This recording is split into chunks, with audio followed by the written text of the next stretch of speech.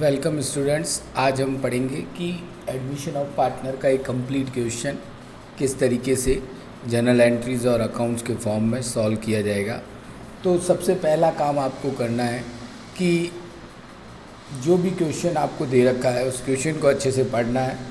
There after जिस balance sheet को दे रखा है एडमिशन से जस्ट पहले की बैलेंस शीट है जिसमें 2 या 3 पार्टनर्स हैं और एक नए पार्टनर को एडमिशन दिया जा रहा है, तो उसके आने से पहले तक के सारे प्रॉफिट लॉसेस जो भी है उन सबको जो अभी तक नहीं बटे हैं किसी भी कारण से उन्हें ओल्ड पार्टनर्स में ओल्ड रेशियो में बांट कर ख़त्म करना है, ताकि नया पार्टनर फ्यूचर में उसमें कोई हिस्सा न ले पाए न लेना पड़े। अगर आप उन्हें एंड नहीं कर पाएंगे तो फ्यूचर में रेशियो चेंज हो जाएगा और उस पार्टनर को भी उस प्रॉफिट और लॉस में हिस्सा मिल जाएगा जिसका उस प्रॉफिट को कमाने में या उस लॉस के अंदर कोई उसकी जिम्मेवारी बनी नहीं है।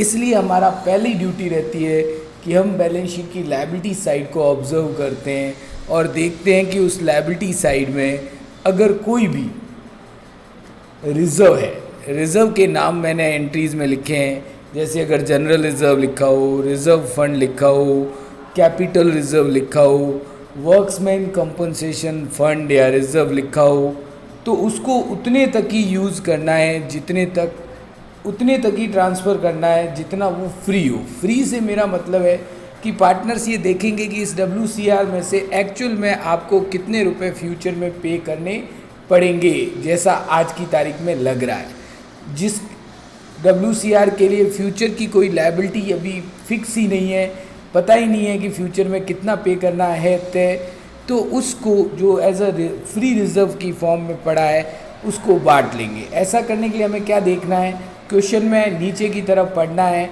वहाँ देखना है कि भाई क्या लिखा है, WCR के बारे में लायबिलिटी कितनी लिखी है।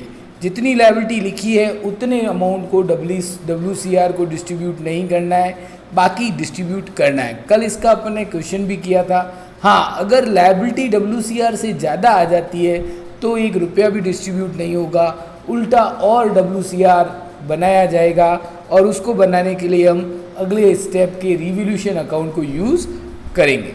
इसके अलावा कंटिजेंसी रिज़र्व ये भविष्य में आने वाली अनिश्चितताओं का सामना करने के लिए बनाया हुआ होता है और अनिश्चितताएँ फिक्स नहीं होती, इसलिए उसको भी पूरा बांटना है। प्रॉफिट एंड लॉस अकाउंट दोनों तरफ है, एसेट्स में भी हो सकता है और लायबिलिटी में भी हो सकता है।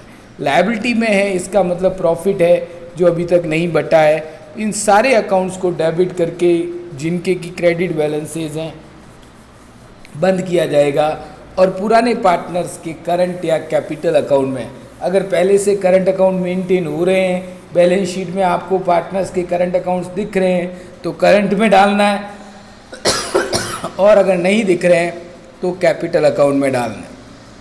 उसके बाद आपको एसेट साइड को ऑब्जर्व करना है। एसेट साइड में अगर गुडविल है, मैं उस गुडविल के अमाउंट की बात कर रहा हूँ जो ऑलरेडी क्वेश्चन में बैलेंस शीट में शो हो रही है, एसेट्स में अगर है तो उसे बंद करना है। अगर प्रॉफिट एंड लॉस अकाउंट का बैलेंस है, मीन्स लॉस पड़ा है जो अभी डिस्ट्रीब्यूट नहीं हुआ है, तो उसे भी बंद करना है। इसके अलावा कोई डेफर्ड रेवेन्यू एक्सपेंडिचर या फिक्टिशियस एसेट्स जिसकी कोई रियलाइजेबल वैल्यू नहीं है और वो भी बुक्स में शो हो रही है तो उसे भी क्लोज करना है। इन चीज़ों को करने के बाद इन्हें क्लोज करने के लिए, क्योंकि ये सब एसेट्स हैं इसलिए इन सबको हमें क्रेडिट करना होगा और पुराने पार्टनर्स के करंट या कैपिटल अकाउंट पुराने रेशियो में डेबिट करके इन बैलेंसेस को बंद कर देंगे। ये फर्स्ट स्टेप पूरा हो जाएगा। इसके बाद आप क्वेश्चन पढ़ेंगे। क्वेश्चन में पढ़ने के साथ ही आप एसेट्स और लायबिलिटीज़ का रिवॉल्यूशन करेंगे। रिवॉल्यूशन से मतलब है कि जो बैलेंस शीट में उनकी वैल्यू शो हो रही है और एक्चुअल वैल्यू में क्या फ़र्क है, एक्चुअल वैल्यू पे उन बैलेंसेस को लेकर आएंगे। अब मेरे जहाँ जहाँ माइनस लिखा है इसका मतलब वैल्यू कम हो रही है रिवॉल्यूशन के कारण, और जहाँ जहाँ प्लस लिखा है उसका मतलब है कि रिवॉल्यूशन के कारण वैल्यूज़ इंक्रीज़ हो रही है।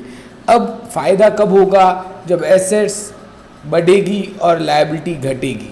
नुकसान कब होगा, जब एसेट्स कम होगी, बढ़ेगी, घटेगी एसेट्स घटेगी और लायबिलिटीज़ इंक्रीज होगी या कोई प्रोविज़न इंक्रीज होगा। तो आप देख सकते हैं पहली एंट्री रिवोल्यूशन पे होने वाले लॉसेस के बारे में है। Revaluation account DR to sundry assets minus means कम हुई हो तो, टू सन्ड्री लायबिलिटीज़ प्लस कम हुई हो तो, to provision for bad debts. देखिए बैड डेट्स का प्रोविज़न अगर बढ़ाना पड़ता है तो ये भी नुकसान को शो कर रहा है। ऐसे ही डिस्काउंट रिसीव्ड का प्रोविज़न उल्टा होता है, ये डेटर्स पे नहीं ये क्रेडिटर्स पे बनता है, और ये अगर घटे तो नुकसान और बढ़े तो फ़ायदा, क्योंकि फ्यूचर में अगर डिस्काउंट मिलने की संभावना ज़्यादा है तो फ़ायदा और कम है तो नुकसान। और भी दूसरे रिज़र्व कोई भी रिज़र्व हो जो कि बढ़ रहे हैं, प्रोविज़न कोई भी बढ़ रहे हैं तो उनके लिए हमें क्रेडिट करना पड़ेगा। यहाँ पर ही टू वर्क्समैन कंपनसेशन रिज़र्व भी आएगा अगर जो प्रेजेंट वर्क्समैन कंपनसेशन रिज़र्व की अमाउंट सफिशिएंट नहीं है तो। इसके बाद प्रॉफिट्स की एंट्रीज़ में सन्ड्री एसेट्स अकाउंट डेबिट अगर बढ़े तो, सन्ड्री लायबिलिटीज़ अकाउंट डेबिट अगर घटे तो, प्रोविज़न बैड डेट्स फ्यूचर में कम ज़रूरत पड़े, बैड डेट्स कम हो तो, प्रोविज़न फॉर डिस्काउंट अलाउड भी फ्यूचर में कम डिस्काउंट अलाउ करना पड़े तो, और डिस्काउंट रिसीव्ड फ्यूचर में ज़्यादा मिलने की संभावना हो तो, इन सभी बातों से फ़ायदा होता है। और ये सारे फ़ायदे रिवोल्यूशन अकाउंट के CR साइड में पोस्ट कर दिए जाएंगे। अगर डेबिट साइड की टोटल ज़्यादा है तो ये प्रॉफिट नहीं लॉस होगा। मैंने गलती से प्रॉफिट लिखा है, फिर करेक्टेड भी आपको भेज दिया है, तो लॉस होगा। और CR साइड की टोटल ज़्यादा है तो प्रॉफिट होगा, और जो भी प्रॉफिट या लॉस हुआ है ओल्ड पार्टनर्स में बांट दिया जाएगा। आप देख सकते हैं रिवोल्यूशन अकाउंट DR क्रेडिट की जोड़ ज़्यादा है इसलिए DR में अमाउंट लिख के पार्टनर्स के CR में ट्रांसफ़र कर दिया। एक बार समझ लें, जब भी पार्टनर का अकाउंट क्रेडिट हो रहा है इसका मतलब उसका बैलेंस बढ़ रहा है, और जब भी डेबिट हो रहा है इसका मतलब उसका बैलेंस कम हो रहा है। लॉस आने पर ये एंट्री उल्टी हो जाएगी, तब रिवोल्यूशन की डेबिट की टोटल ज़्यादा आएगी और ऐसी कंडीशन में कैपिटल अकाउंट डेबिट होंगे। इसके बाद एडजस्टमेंट्स आएंगे गुडविल के, जो हमने छोटे छोटे करके सारे कर दिए हैं। हमने देखा कि अगर गुडविल बुक्स में शो हो रही है तो पहले उसे बंद करना है, फिर नया पार्टनर अपने हिस्से के बराबर, जो भी गेनिंग पार्टनर है वो अपने हिस्से के बराबर गुडविल बचे हुए सैक्रिफाइसिंग पार्टनर्स को देने के लिए लायबल होगा।